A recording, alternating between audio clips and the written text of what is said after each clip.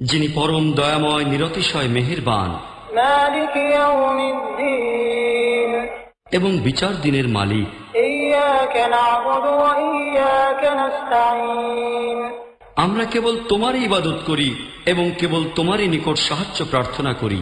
اهدنا الصراط المستقيم আমাদিগকে সঠিক সুদৃঢ় পথ প্রদর্শন করো। صراط الذين أنعمت عليهم غير المغضوب عليهم ولا الضالين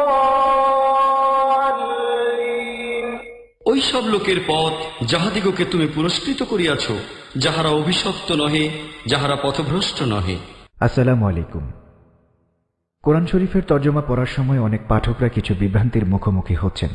এই বিভ্রান্তির কারণ হচ্ছে কিছু আয়াতে এক আল্লাহ নিজের সম্বন্ধে বহুবচন আমরা ব্যবহার করেছেন।